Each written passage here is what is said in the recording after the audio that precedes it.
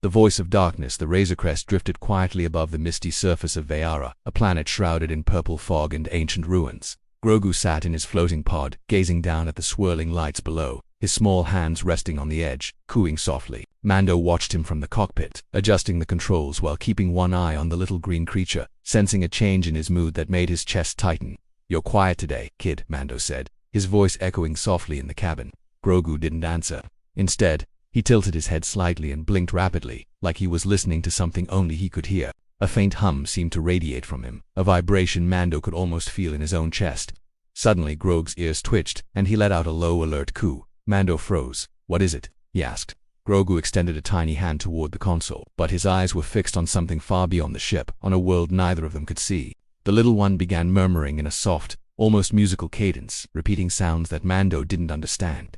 The hum grew stronger, resonating through the cockpit. Mando's heart sank. "Kid, are you hearing someone or something?" he asked cautiously, gripping the edge of the pilot chair. Grogu's eyes glowed faintly, and a vision appeared before him, a figure wrapped in shadows, hooded and cloaked in a darkness that seemed to swallow the light around it.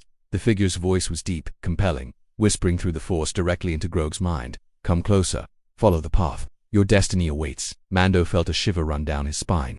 "That doesn't sound good," he muttered. He tried to reach out to Grogu, but the child floated just out of reach, completely absorbed. Grogu's small hands moved in precise gestures, manipulating the Force, trying to respond or maybe resist the invisible pull.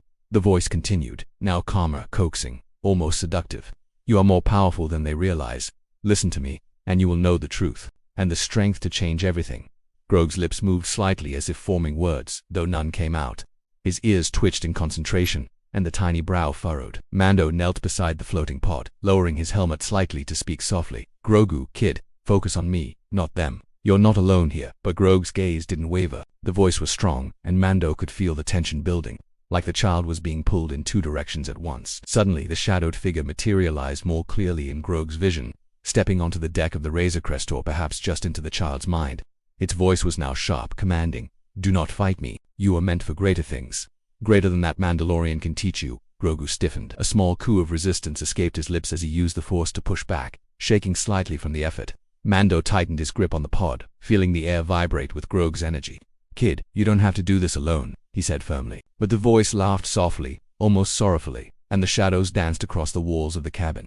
"He cannot protect you. Only I can guide you. Only I can show you the way." Grogu's eyes darted to Mando, the little one's expression a mix of fear and determination. Mando realized the child wasn't listening to words, but to intention, deciding whether the voice's path was right or wrong. He whispered, "Remember who you are, kid. Remember what we've been through. Remember me." The voice roared suddenly, louder, echoing through the Force like a storm. "Follow me, little one, or be lost forever." Grogu's small hands clenched, tiny fingers trembling, as a bright blue aura flared from him, meeting the shadow with a wave of light. The vision flickered, wavering, as Grogu pushed harder than ever. Mando gasped as Grogu floated higher, glowing, the energy from his small body expanding and filling the cockpit. He had never seen Grogu use the Force so powerfully, so deliberately. The shadows recoiled with a hiss, scattering like smoke in the wind.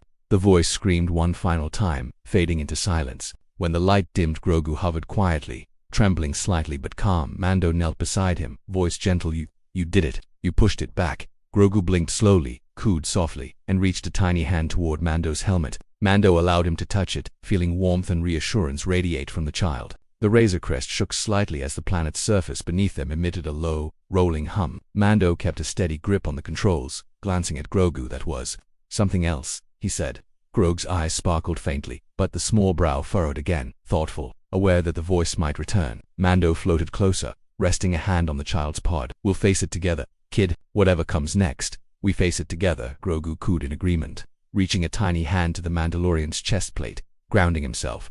For now, the voice of darkness was gone, but both of them knew it had left a mark, a whisper in the Force that would not easily be forgotten. As they left orbit of Vaera, the stars stretching endlessly beyond the viewport, Mando kept a watchful eye on Grogu. The child leaned back, small hands folded in contentment, cooing softly to himself. Yet Mando could feel the spark of something new in him's wisdom, and the faintest shadow of the choices yet to come. For now, they were safe. But in the quiet of the galaxy, Mando understood the truth. The Force was always listening, and sometimes it spoke in voices that were far darker than they appeared.